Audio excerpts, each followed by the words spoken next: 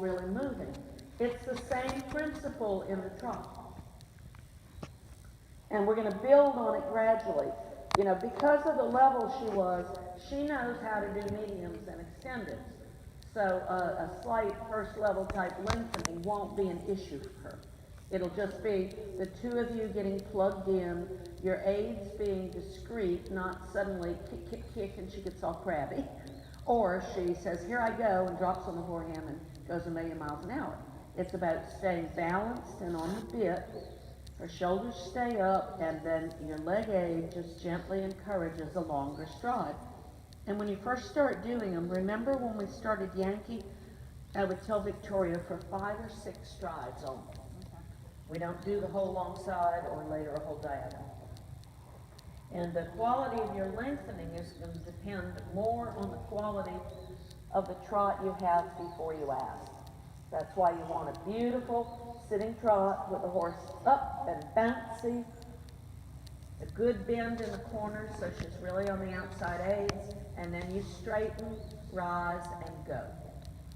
So go from your walk to your sitting trot, follow, follow, follow, relax your right shoulder, left one was good. She gets tight on her right side, resist the tendency to tighten your right shoulder. Okay. And then just go to a nice soft sitting trot, plug your seat bones in to the oscillations of her back. Yes, just open up, absorb it. Don't tighten and brace against it. Absorb all that motion. Yes, well done. Well done. Little right bend, then make her an offer, say soften, soften.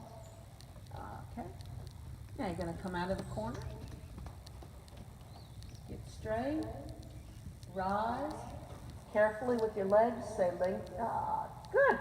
Settle back to your normal trot. That was a bare hint of a lengthening. That was a very forward working, but that was just fine for what we're doing because it was smooth.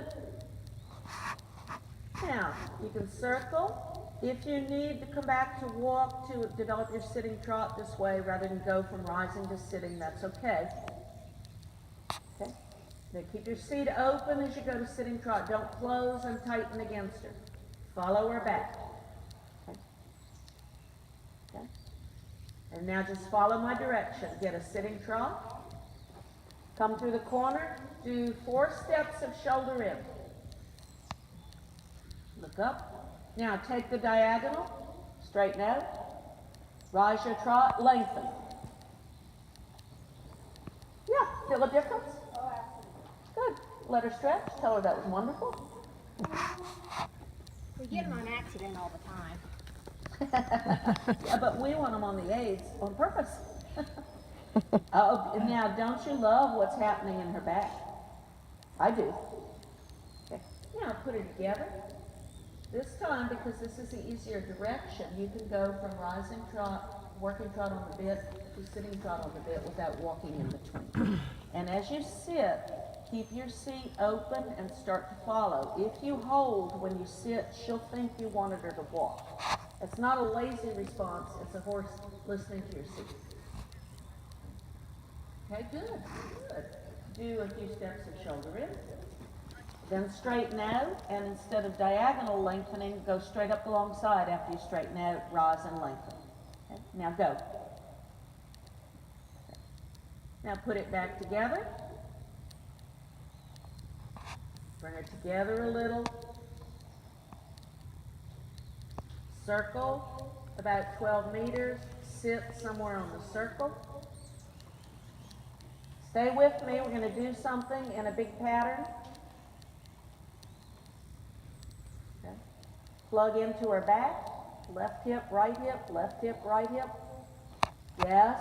Shoulder in. You're getting it. Keep your navel up. Shoulder in, shoulder in. Take the diagonal. Straight. Rise, lengthen. Boom, go. Okay.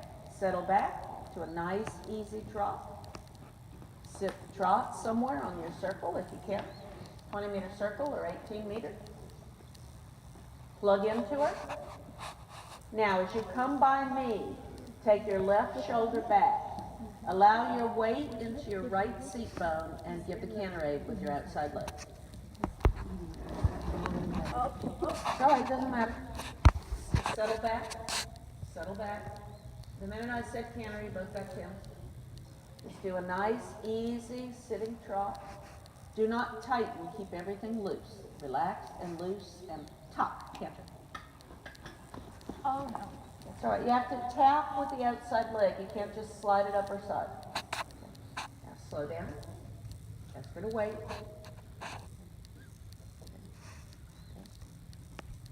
Left shoulder back. Tap. Oh no, I get extended. I get energy.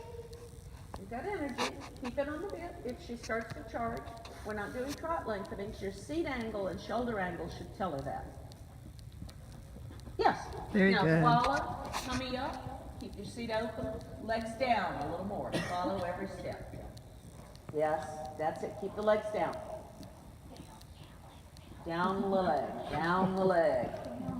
Ooze with your seat into her back every step, gently.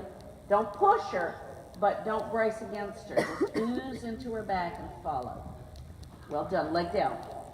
Now, trot, walk, relax. We're going to do the same lift.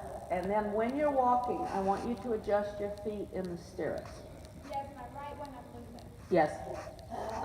When your feet slip a little too far in the stirrups because your leg came up a little in the canter, then you lose the flexibility in the ankle. So the only recourse is during your break, readjust. Put the stirrup on the ball of your foot so you've got the ankle flexibility. And then when you go to canter, I'll demonstrate here without getting on your horse. Just pretend I'm sitting on your horse. We're going to be tracking lift. So we've been trotting nicely, trotting nicely. We were maybe on a circle or we came into a corner. We maybe even did shoulder in. Now I want to canter. I'm not going to grip my knees and thighs and pull my legs up. I'm going to sit into the horse on the inside seat bone, pull my outside shoulder back. I still keep some weight on the outside seat bone, but more moves to the inside. It's like a fencing lunge, if you ever see people fencing. And then I give my aids to canter. For me, on a well-trained horse, the aid is just my seat bone. For her, you're probably going to need legs, but you've got to, when you use your outside leg, you can't just lift it and slide it up or side. Keep it down and go tap and canter. If you ask and she starts to speed her trot up, don't let her run into the canter. Instead, half halter back to a nice trot. Now this time, we're not going to do a long period of trot. We're going to go to a nice sitting trot, and then you're going to go right to canter while she's still very balanced. Okay. And then we're going to work your canter seat and your legs in the canter. She knows what's coming. So she may try to anticipate and, maybe drop on the forehand or speed her trot.